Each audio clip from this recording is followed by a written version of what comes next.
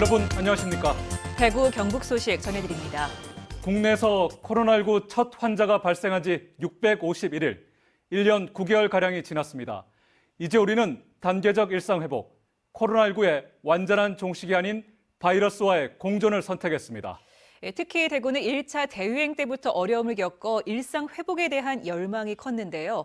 어떤 점이 달라지고 또 시민 반응은 어떤지 오늘 첫 소식 양관희 기자가 보도합니다. 대구 수성구 드란길의 한 횟집. 사장인 김동근 씨가 단체 예약 문의를 받고 있습니다. 단계적 일상 회복이 시작되면서 이전과는 달라진 모습입니다. 코로나19로 매출이 반토막나 6천만 원 빚을 안고 있지만 이제 회복되는 일상에 기대를 걸고 있습니다. 이제는 백신 접종 구분 없이 손님을 12명까지 받을 수 있고 영업시간도 제한이 전혀 없어 24시간 내내 가능하게 됐습니다. 인원 제한을 좀 더 완화를 해주시면은 소상공인들 입장에서는 상당히 기대가 크게 생각하고 효과가 있을 것으로 생각하는데 그런 부분이 좀 아쉽습니다. 노래방 주인 이용만 씨도 노래방 기기와 마이크를 손질하며 손님 맞을 준비를 합니다. 코로나19가 터진 뒤 20개월가량은 매출은 거의 없었고 대출은 9천만 원으로 불었습니다. 생계 유지를 위해 아르바이트까지 해야 했습니다. 이제 영업시간 제한 없이 백신 패스, 즉 백신 접종을 완료한 손님을 12명까지 받을 수 있어 숨통이 트입니다. 다들 반기는 분위기는 맞습니다. 그런데 백신 1차 접종자하고 백신 미접종자가 교제가 됨으로써 실제로 오시는 손님들도 되돌려 보내야 되는 그런 상황이 많이 있을 거라고 보기 때문에 이처럼 백신 패스가 도입된 곳은 노래 연습장과 헬스장, 목욕탕, 유흥시설 등입니다. 백신 패스는 이번 프로야구 포스트 시즌에도 활용됩니다. 대구구장은 전 좌석을 백신 완료자나 PCR 검사 음성 확인자에게만 허용하고 관중은 치킨과 맥주를 즐길 수 있습니다. 시민들도 조금씩 되찾는 일상을 반기며 좀 더 방역 정책이 풀려야 한다는 의견도 제시합니다. 지금 여기까지 정부가 그랬지만 큰 효과가 없었잖아요. 그러니까 또 다른 실험을 한번 해봄으로써 경제에 또 도움이 되면 좋은. 조금씩 되찾고 있는 일상을 지키려면 개인들이 방역 수칙에 더욱 신경을 써야 한다는 목소리도 나옵니다. 일상 회복으로 어느 정도 이제 돌아가도록 돼 가지고 서민 생활하고 이제 자영업자들도 한 사람이라도 더 있으면은 수입이 그만큼 낮잖아요. 그 대신에 청결 문제는 더 철저하게 해줘야 안 되겠느냐. 정부는 이번 일상 회복 성과를 따진 뒤 백신 패스를 해제하는 등 더욱 폭넓은 조치를 하겠다고 밝혔습니다. MBC 뉴스 양관입니다. 자, 이렇게 소중했던 우리 일상을 되찾는 긴 여정이 시작됐습니다. 코로나19가 2년 가까이나 바꿔놓은 우리의 삶. 새로운 시작 앞에서 모두가 기대와 불안이 교차하는 심정일 겁니다. 그래도 오랫동안 일상생활을 제약했던 답답함이 풀리면서 해방감과 기대감이 더 클 수밖에 없을 텐데요. 지금 이 시각 대구 도심은 어떤 모습인지 살펴보겠습니다. 자, 대구 동성로에 나가 있는 취재기자 연결합니다. 조재한 기자, 방역이 대폭 완화된 첫날 저녁인데 그곳 분위기 어떻습니까?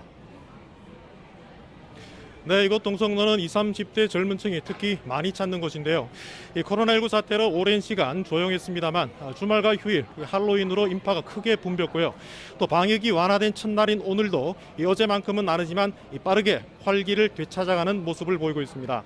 코로나19 유행이 반복되고 또 방역이 강화될 때마다 이 도심 상가도 일찌감치 불이 꺼졌었는데 지금은 대부분의 매장과 가게가 불을 환하게 밝히고 있습니다. 식당이나 주점 같은 곳에도 이용객들이 상당히 많이 늘었고요. 또 3, 4, 5 함께 거리를 오가거나 모여있는 모습도 쉽게 볼 수가 있습니다. 오늘부터 사적 모임 제한 인원이 10명에서 12명으로 늘어났고 또 유흥시설 같은 일부 시설을 제외하고 24시간 영업이 가능해짐에 따라 심리적인 방역 긴장감이 많이 풀린 것으로 보입니다. 2년 가까이 멈췄던 일상이 새로운 시작을 하고 있습니다. 네. 도심은 활기를 되찾고 있는데 확진자가 더 늘어날 거란 전망도 있습니다. 오늘 코로나19 현황은 어떻습니까? 네, 오늘 0시를 기준해서 대구는 확진자가 57명이고요. 0시 이후에도 36명이 더 나왔습니다. 중구의 한 대형교회에서 지난달 27일 첫 확진자 2명이 나왔는데 주말을 거치며 많이 늘었습니다. 교회에서 21명, 또 교인이 일하는 유치원에서 5명 등 26명이 더 나와 누적 28명으로 늘었습니다. 동구에 있는 교회와 어린이집에서도 3명이 확진돼 누적 122명으로 늘었습니다. 이 어린이아이들 감염이 많고 또 가족과 이들이 다니던 학원 등에서 접촉자가 상당히 많아서 900명 이상 자가 격리돼 있는데 추가 확산이 우려됩니다. 경상북도에서는 27명으로 지난 5일 동안 50명대를 기록하다 엿새 만에 20명대로 내려갔습니다. 단계적 일상 회복으로 확진자가 늘 수밖에 없을 것이라는 게 방역 당국의 판단입니다. 백신 접종 완료율이 70%를 넘었습니다만 미접종자의 감염 위험은 여전합니다. 코로나19뿐 아니라 독감이나 각종 호흡기 질환을 예방하기 위해서라도 마스크 착용 그리고 손 씻기, 실내 환기 같은 개인 위생과 방역 수칙 준수가 현 시점에서 무엇보다 중요하다고 하겠습니다. 지금까지 동성로에서 MBC 뉴스 조지환입니다. 네, 잃어버렸던 일상을 되찾기 위해서 방역 수칙 준수는 기본 중의 기본이죠.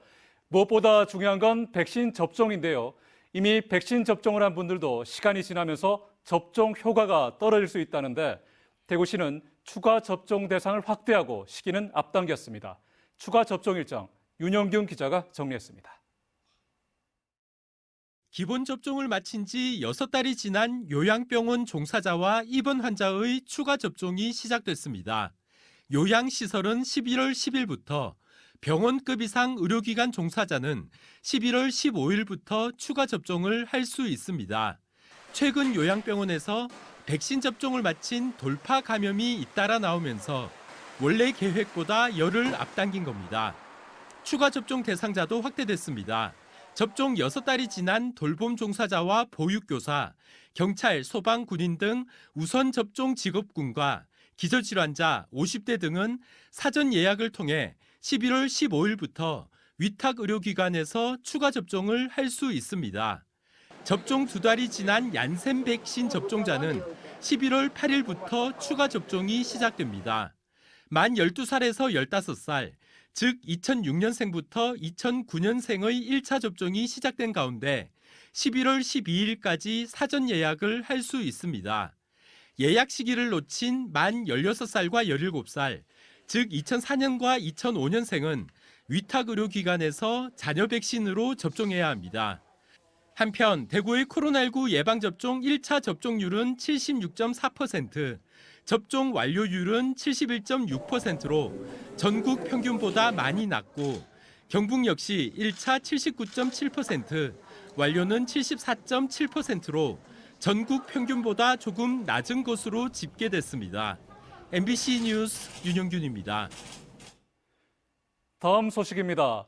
기업과 노동자 그리고 지자체 이런 지역 경제 주체들이 지역 산업과 연계한 사업 모델을 만들어 일자리를 창출하는 정부 지원 사업이 있습니다. 상생형 지역 일자리 사업인데 대구에서 제2호 사업이 추진됩니다.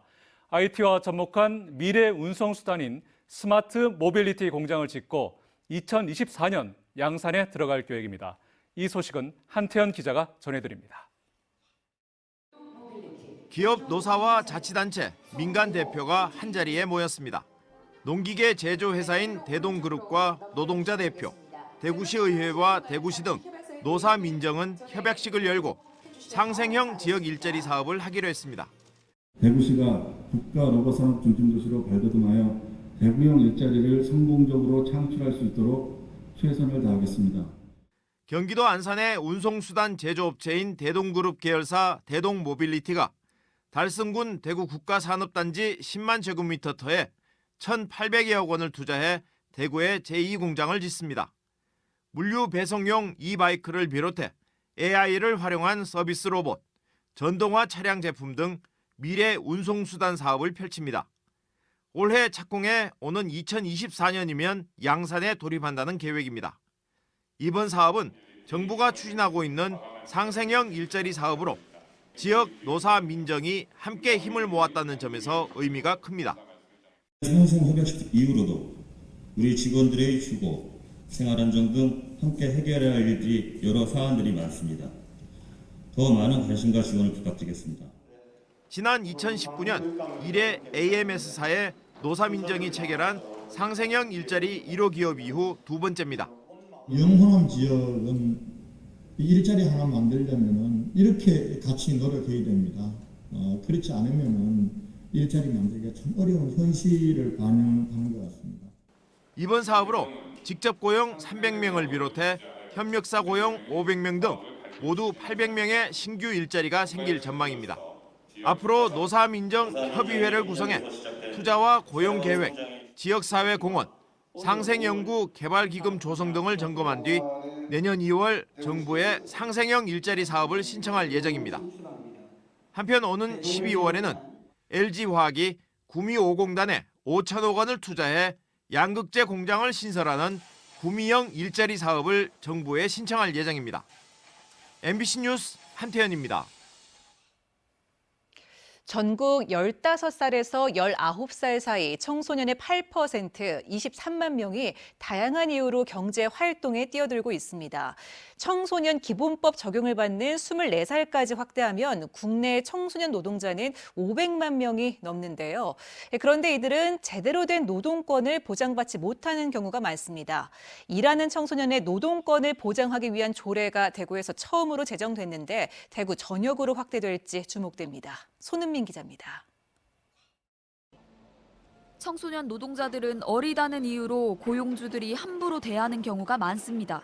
일단 고용주들이 반말이나 욕설이나 이런 하대하는 거는 기본적으로 하고요. 알바할 거 없으니까 그거 이용해가지고 그냥 임금 막 후려치고. 노동자로서 받을 수 있는 권리를 잘 알지 못해서 정당한 대가를 받지도 요구하지도 못하는 경우도 흔합니다. 근로계약서도 쓴 적이 없었고 주수당이나 주말 수당 이런 거를 알지도 못했고. 일하는 청소년들의 정당한 노동권을 보장하기 위한 조례가 대구 서구의회에서 제정됐습니다. 대구 기초의회 중에서는 처음이고 대구 경북에선 구미시에 이어 두 번째입니다. 명칭은 청소년 근로권익 보호 및 증진 조례, 지자체에는 청소년 근로자를 지원하고 교육할 책무가 있음을, 사업주에겐 청소년의 노동권을 보호할 의무가 있음을 명시했습니다. 매년 관련 시행 계획을 수립하고 지자체 차원의 실태 조사를 할 수 있는 근거도 포함됐습니다. 일단 청소년들이 사회적 약자지 않습니까? 이 학생들에게 이제 근로 환경 개선이 될 수 있도록 좀 적극적으로 나서고 또 부당한 대우를 받지 않도록 교육과 홍보를 하도록. 그동안 대구에서는 비슷한 조례안이 여러 번 발의됐습니다. 그렇지만 인권과 노동이란 단어에 대한 부정적 인식에 부딪혀 번번이 무산됐습니다. 지역 청소년들은 이번 조례 제정이 일하는 청소년을 보호하는 첫걸음이라고 말합니다. 이 대구 같은 경우에는 이제 청소년 노동 인권 보호를 위한 정책이 전무한 상황인데요. 이제 기존의 법과 제도로 보호하기 힘든 청소년 노동 인권을 적극적으로 이제 보호하기 위해서는 시에서 조례를 제정하고 조례를 바탕으로 실태 조사와 노동 상담, 노동 인권 교육 등을. 대구의 다른 기초의회에서도 다시 청소년 노동인권 조례 발의를 준비하는 등 대구 전역으로 조례 제정이 확대될 전망입니다. MBC 뉴스 손은민입니다. 문경시 영강 하천 부지에 200톤 분량의 재생 골재가 수개월째 무단으로 방치돼 있던 것으로 확인됐습니다. 그런데 더한 문제는 신고 일주일도 안 돼 이 재생 골재 더미가 싹 사라진 건데요. 이 같은 폐기물이 하천에 쌓이거나 또 반출이 돼도 알 수가 없다는 건데 하천 부지가 관리 사각지대에 놓여 있습니다. 이호영 기자의 보도입니다. 문경시 영수면 율곡리 영강. 마을에서 차로 좁은 콘크리트 길을 따라 10여 분 들어가 보니 한때 경작지로 쓰였던 하천 부지가 나타납니다. 지난달 19일 폐기물로 보이는 토사 더미가 무단으로 투기됐다고 신고된 곳입니다. 무단으로 적치된 토사는 덤프트럭 9대 200톤 분량입니다. 하지만 지금은 이 토사 더미가 사라졌고 하천 부지는 중장비로 풀 한 폭이 없이 정리됐습니다. 문경시가 이곳에 폐기물 추정 토사가 투기된 사실을 확인한 건 지난달 22일. 그로부터 사흘 뒤 현장은 말끔히 정리됐고 토사 더미는 사라졌습니다. 저희가 이제 특정인을 이제 그 원인 행위자를 찾는 과정에 수소문을 했는데 이게 소문이 퍼져갖고 이제 치운 걸로. 사라진 토사더미는 환경 폐기물이 아닌 석분과 재생골재로 지난 봄 당시 환경업자가 쌓아둔 것으로 확인됐습니다. 재생골재 등은 물 흐름에 방해되기 때문에 하천 부지 안에 둘 수 없게 돼 있지만 이 업자는 대여섯 달이나 무단으로 적치했다 최근 다른 공사 현장으로 반출해 갔습니다. 처벌은 불가능합니다. 문경 율곡리 일대 영강의 하천 부지만 72만 제곱미터, 22만 8천 평. 하천 진출입로가 여러 갈래여서 대형 차량이 드나들어도 알 수가 없습니다. 덤프트럭은 아무리 댕기도 모르거든. 일이 안 가고 그러니 천만원 또 덤프트럭이 시커 댕기요. 마을과 하천 부지로 연결된 길이 많은 데다 CCTV 등 도로 감시 시설은 부족해 시군마다 하천 부지가 제대로 관리되지 않고 있습니다. MBC 뉴스 이호영입니다. 국민의힘 대통령 후보를 결정하는 투표 첫날, 투표 시작 6시간 만에 투표율 40%를 넘어가는 등 열기가 뜨겁습니다. 당원 투표와 국민 여론조사가 각각 50%씩 반영돼 후보가 결정되는 구조인데 전체 당원의 30%를 차지하고 있는 대구 경북을 끌어안기 위한 후보들의 막판 민심 잡기가 이어지고 있습니다. 윤석열 후보가 정권을 지탱해온 곳이라며 대구 경북을 띄웠고 유승민 후보는 대구 경북의 아들임을, 홍준표 후보는 승리라는 마침표를 찍어달라고 지지를 당부했습니다. 원희룡 후보는 이재명 후보를 상대할 적임자를 자처하는 등 최종 결정을 앞둔 당심과 민심 잡기가 가열되고 있습니다. 오늘 새벽 인터넷 커뮤니티에 프로축구 대구FC 소속으로 보이는 선수들이 대구 도심에서 술에 취해 마스크를 내리고 거리에 있는 장면의 사진들이 올라와 논란이 되고 있습니다.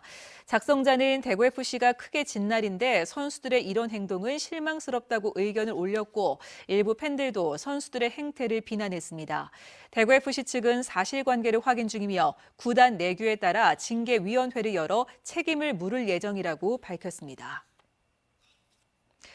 대구시 교육청은 내년도 예산안 3조 7,232억 원을 편성해 대구시 의회에 제출했습니다.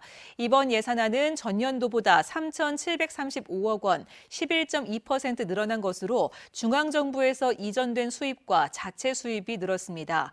1수업 2교사제와 국제 바칼로레아 프로그램 같은 학생의 미래 역량 강화에 전년도보다 66% 많은 1,500억 원가량을 쓰고 무상급식과 무상교복 등 교육복지에 5,500여억 원을 편성했습니다. 중소상공인과 지자체가 함께 참여해 전국적으로 소비 분위기를 조성하기 위해 만든 코리아 세일 페스타가 오늘부터 오는 15일까지의 일정으로 시작됐습니다. 문승욱 산업통상자원부 장관은 오늘 대구를 방문해 백화점 행사 내용을 둘러보고 대구시와 방역관리 상황을 점검했습니다. 문 장관은 단계적 일상회복에 발맞춘 소비 분위기 조성과 방역관리, 근로자 안전관리 등에 노력해 줄 것을 요청했습니다. 오늘 새벽 12시 반쯤 경북 영천시 도남동의 한 전선 제조 공장에서 불이 나 40여 분 만에 꺼졌습니다. 공장 안에 있던 30대 직원 한 명이 연기를 흡입해 병원으로 옮겨졌고 소방서 추산 2,300만 원의 재산 피해가 났습니다. 경찰은 정확한 화재 원인을 조사하고 있습니다. 올해 들어 경북에서 발생한 산불 피해 면적이 전국의 60%를 차지했습니다. 경상북도에 따르면 올해 전국에서 산불 301건이 발생해 739헥타르가 불에 탔습니다. 이 가운데 경북은 발생 건수가 전국의 16%인 48건이지만 피해 면적은 443헥타르로 60%에 달했습니다. 경상북도는 지난 2월 안동 예천 산불로 피해가 컸다며 가을철 피해 면적을 최소화하는 데 행정력을 집중할 방침입니다. 오늘부터 연말까지 산불 방지 대책본부를 설치해 운영하며 헬기 30대와 진화대 1,200명, 감시원 2,580명을 배치합니다. 경상북도가 수질 오염 사고 예방을 위한 완충 저류 시설 5곳을 더 설치합니다.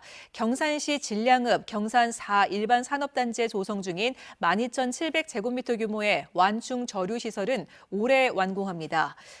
구미 국가산단 4단지는 내년 상반기에 포항 철강산업단지와 경산 지식산업지구, 경주 건천 일반 산업단지 완충 저류 시설은 내년까지 준공할 계획입니다.